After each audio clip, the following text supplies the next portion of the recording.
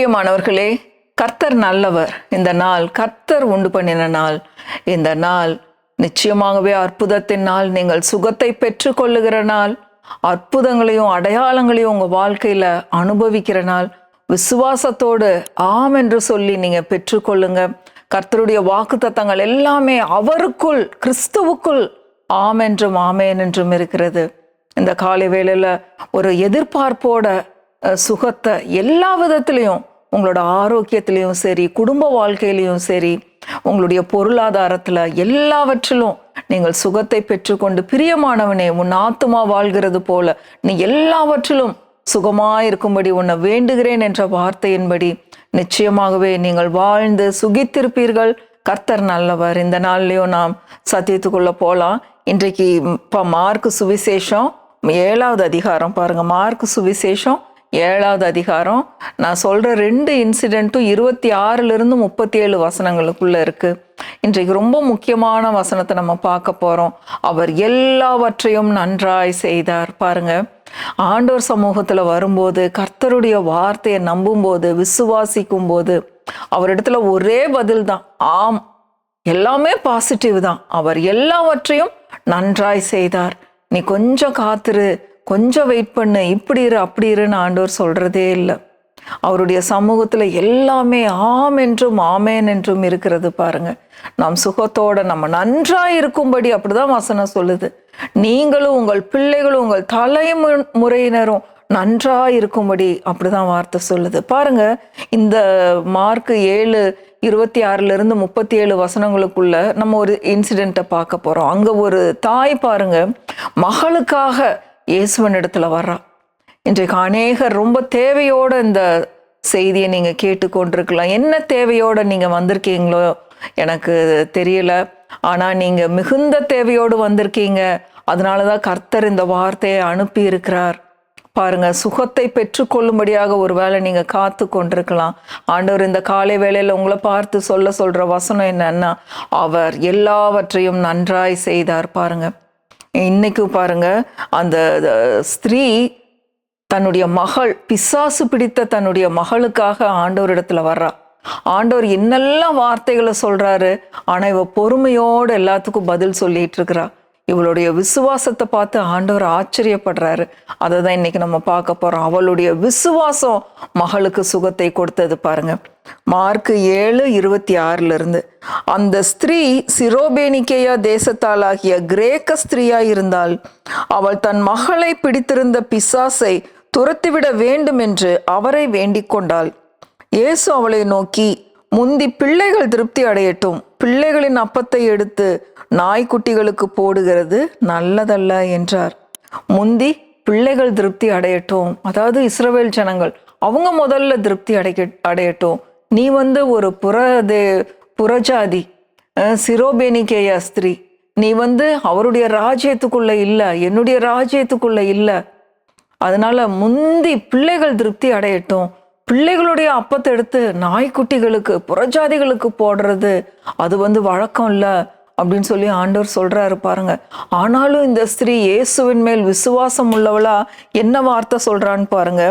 அதற்கு 28வது வசனம், அதற்கு அவள், மெய்தான் ஆண்டவரே, ஆகிலும் மேஜையின் கீழ் இருக்கும் நாய்க்குட்டிகள் பிள்ளைகள் சிந்துகிற துணிக்கைகளை தின்னுமே என்றாள். ஆண்டவர் அவ்வளோ சொன்னப்பமும் இவளுக்கு எந்த ஒரு பாதிப்புமே ஏற்படலை. அவளுக்கு தேவை தன்னுடைய மகளுக்கான சுகம். அதனால இவ அவ்வளோ ஒரு பாரத்தோட வந்திருக்கிறா.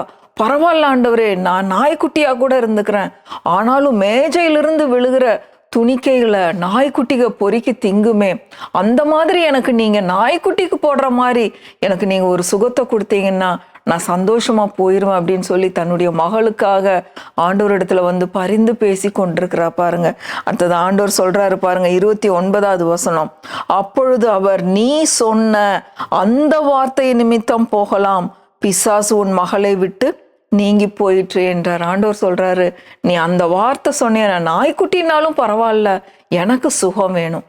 ஒரே ஒரு காரியம், ஒரே தீர்மானமா வந்திருக்கா. பாருங்க, நான் எப்படி வேணா இருந்துக்கிறேன், ஆனா என்னுடைய மகளுக்கு சுகம் தேவை அப்படின்னு சொல்லி ஆண்டவர் இடத்துல தன்னுடைய பெட்டிஷனை வைக்கிறா. ஆண்டவரே, உங்களால முடியும், உங்களால மட்டும்தான் முடியும் அப்படிங்கிற விசுவாசத்தை ஆணித்தரமா அங்க வந்து அறிக்கை பண்றா பாருங்க.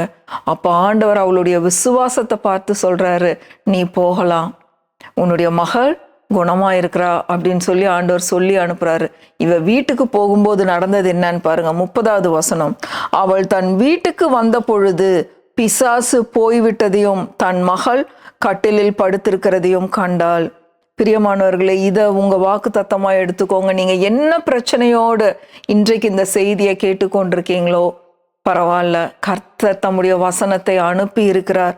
உங்களுடைய பிரச்சனை தீரும்படியாக, உங்களுடைய பிள்ளைகளுடைய பிரச்சனை இது வந்து இங்க அவளுக்கு பிசாசு பிடிச்சிருந்திருக்கு. உங்க குடும்பத்துல என்ன குறைவு இருந்தாலும், உங்கள் பிள்ளைகளுக்காக என்ன குறைவுக்காக நீங்க ஜெபத்துக்காக காத்திருந்தீர்கள் என்றால், உங்க பிள்ளைகளுடைய வேலைக்காக, உங்க பிள்ளைகளுடைய திருமணத்துக்காக, உங்க பிள்ளைகளுடைய டெலிவரிக்காக, அவங்க கர்ப்பம் அடையணுங்கிறதுக்காக, குடும்ப சமாதானத்துக்காக, என்ன தேவையாக வேணாலும் இருக்கலாம். நீங்க எதற்காக வந்திருக்கீங்களோ, உங்க கணவன் மனைவி குடும்ப சமாதானத்துக்காக வந்திருக்கலாம், உங்க உறவுகளுடைய சமாதானத்துக்காக வந்திருக்கலாம். எந்த தேவையோடு நீங்க வந்திருந்தாலும் பரவாயில்ல, நீங்க விசுவாசிக்கும் பொழுது அந்த தேவை நிச்சயமாக சந்திக்கப்படும். உங்களுடைய குறைவு நிறைவாகும், சுகமடைவீர்கள், எல்லா பிரச்சனையும் தீரும். அவர் எல்லாவற்றையும் நன்றாய் செய்திருக்கிறார். நீங்க வீட்டுக்கு போகும் பொழுது பிசாசு போய்விட்டதையும் உங்கள் பிரச்சனை தீர்ந்ததையும், அடுத்தது தன் மகள் கட்டிலில் படுத்திருக்கிறதையும் அவ பார்க்கிறா. உங்களுடைய எல்லா குறைவுகளும் நிறைவாகிறத நீங்க நிச்சயமாகவே பார்ப்பீர்கள். அடுத்தது இன்னொரு இன்சிடென்ட் பாருங்க. 31வது வசனம். மறுபடியும் அவர் தீரு சீதோன் பட்டணங்களின் எல்லைகளை விட்டு புறப்பட்டு தெக்கப்போலியின் எல்லைகளின் வழியாய் கலிலேயா கடல் அருகே வந்தார். அங்கே கொன்னை வாயுடைய ஒரு செவிடனை அவரிடத்தில் கொண்டு வந்து அவர் தமது கையை அவன் மேல் வைக்கும்படி வேண்டிக் கொண்டார்கள். வாய் பேச முடியாத ஒருத்தனை ஆண்டவர்கிட்ட கொண்டு வர்றாங்க. வந்து நீங்க கை வச்சா போதும் ஆண்டவரே, அவன் சுகமாயிருவான் அப்படின்னு சொல்றாங்க. அப்போ 33வது வசனம். அப்பொழுது அவர் அவனை ஜனக்கூட்டத்தை விட்டு தனியே அழைத்து கொண்டு போய் தம்முடைய விரல்களை அவன் காதுகளில் வைத்து உமிழ்ந்து அவனுடைய நாவை தொட்டு வானத்தை அண்ணாந்து பார்த்து பெருமூச்சு விட்டு எப்பத்தா என்றார். அதற்கு திறக்கப்படுவாயாக என்ற அர்த்தமாம். பாருங்க, எப்பத்தான் சொல்லி உமிழ்ந்து அவனுடைய காதை தொட்டு ஆண்டவர் சொல்றாரு, எப்பத்தா திறக்கப்படுவாயாக. இயேசுவின் நாமத்தினால் இன்றைக்கு உங்க பிரச்சனைகள் எது மூடி இருந்தாலும், என்ன காரியமாக இருந்தாலும், இயேசுவின் நாமத்துல சொல்றேன், திறக்கப்படுவாயாக என்று இயேசுவின் நாமத்தினால நான் உங்களுக்கு கட்டளை கொடுக்கிறேன். எல்லாம் மூடி இருக்கிற காரியங்களும், அமிழ்ந்து போயிருக்கிற காரியங்களும் எல்லாம் திறக்கப்படட்டும். அமிழ்ந்து போயிருக்கிறவைகள் மேல வரட்டும் இயேசுவின் நாமத்தினால. எல்லா குறைவுகளும் நிறைவாகுது இயேசுவின் நாமத்தினால. கடைசி வசனம் பாருங்க, மார்க் 7:37 பாருங்க. எல்லாவற்றையும் நன்றாய் செய்தார், செவிடர் கேட்கவும் ஊமையர் பேசவும் பண்ணுகிறார் என்று சொல்லி மென்மேலும் ஆச்சரியப்பட்டார்கள். அவர் எல்லாவற்றையும் நன்றாய் செய்தார். வீட்டுக்குள்ள கூச்சல் குழப்பம் பிரச்சனை அதிகமாயிருச்சா, உங்களால கண்ட்ரோல் பண்ணவே முடியலையா, இந்த ஒரு வார்த்தையை சொல்லுங்க, அவர் எல்லாவற்றையும் நன்றாய் செய்தார் என்று அதிகாரத்தோடு நீங்க விசுவாசத்தோடு சொல்லும் பொழுது உங்களுடைய பிரச்சனைகள் எல்லாம் ஒரு முடிவுக்கு வந்திருக்கிறத நீங்க பார்ப்பீங்க. திறக்கப்படுவாயாகன்னு சொல்லுங்க. இயேசுவின் நாமத்தை சொல்லி நிச்சயமாய் அமிழ்ந்து போன காரியங்கள் எல்லாம் திறக்கப்படும் இயேசுவின் நாமத்தினால. பிசாசு பிடித்திருக்கிற எல்லா பிசாசுகளும் ஓடும் இயேசுவின் நாமத்தினால. எல்லாத்துக்கும் காரணம் அந்த விசுவாசம்தான். ஆண்டவர் எதிர்பார்க்கிற அந்த கடுகளவு விசுவாசம். இந்த நாள்ல நீங்க அந்த விசுவாசத்தை வெளிப்படுத்தும் போது, விசுவாச வார்த்தைகளை பேசும் பொழுது எல்லா காரியங்களும் சுமூகமாய் நடக்கும். அவர் எல்லாவற்றையும் நன்றாய் செய்தார். பிரியமானவர்களே, இந்த காலை வேளையில இப்படிப்பட்ட ஆறுதலோடு கூட விசுவாசத்தோடு நீங்க அற்புதங்களை எதிர்பாருங்க. நிச்சயமா உங்க வீட்டுக்குள்ள நீங்க சமாதானத்தை காண்பீர்கள். கர்த்தர் நல்லவர், அவரை துதியுங்கள், அவர் கிருபை என்றும் உள்ளது. ஆமென், ஆமென், ஆமென்.